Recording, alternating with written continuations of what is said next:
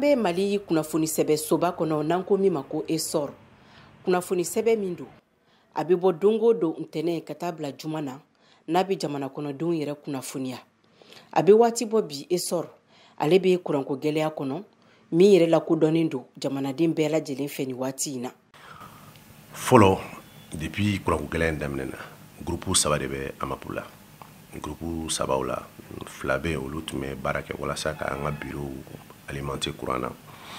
Walasa journaliste bɛ se ka sɛbɛnni kɛ cogoya min na walasa publicité mɔgɔw bɛ se ka petite annonce montage kɛ cogo min na facturation baaraw bɛ kɛ bɛɛ bɛ se k'i ka baara kɛ. Donc premier mai don sufɛ groupe in de jɛnna. O y'a sɔrɔ yan'o cɛ an ka groupe kelen fɛnɛ sɛngɛnna o y'a lâché o fɛnɛ tiɲɛna. Donc bi groupe kelen dɔrɔn de b'an bolo bi. O gɛlɛya siratigɛ la an bɛ fɛ n'a bɛ se k'an dɛmɛ k'an bila ligne prioritaire kan parce que ça existe parce que an bɛ cogoya min na an tɛna se ka to ten. Mun an tɛna se ka to ten? I b'a ye n'an ka jamana ɲɛmɔgɔ yɛrɛ bɛ bɔ diɲɛ ma don ka kuma an bɛ jamana bɛ gɛlɛya min kɛ o bɛ fɔ ko lakanani gɛlɛya. Mais lakanani gɛlɛya kɔfɛ kunnafoniko gɛlɛya fɛnɛ bɛ c'est-à-dire il faut donner de l'information, de la bonne information. An ye presse publique de et notre rôle c'est de donner de l'information et de la bonne information. O de y'an ka baara ye diɲɛ ma don ko don. O information dili anw bɛ o de baara kɛ ni anw bilara gɛlɛya kɔnɔ ne bolo a ma ɲi maa si de ma quoi.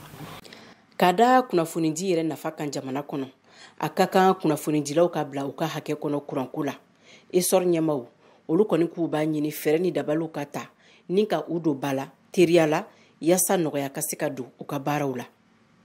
Journal nafa de ka bon kojugu mɔgɔ caman t'a faamu quoi mais maintenant n da don fitinin dɔrɔn pour que les gens puissent comprendre.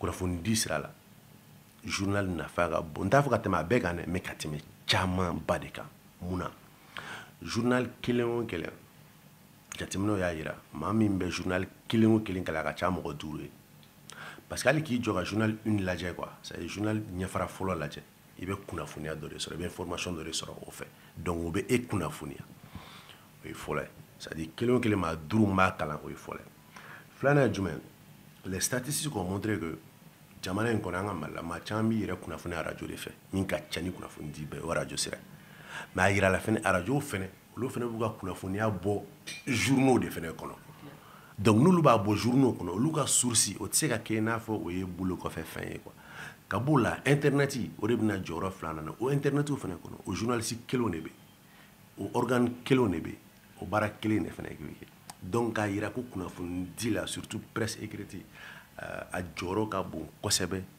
kunnafoni di sira la. An ka dɔn ka fɔ kuranko gɛlɛya o kɔni tɛ sujet kura ye bilen malidenw bolo nka a ko ka lajɛ halisa maaw ka kuran sɔrɔ o de ye maliden bɛɛ lajɛlen ka laɲini ye ni waati in na sabula a ko kelen bɛ ka dankari maaw ka nafasɔrɔ siraw la. Mariam Kuyate ka laselikan do ka bɔ Bamako VOA Bambara tɔgɔ la.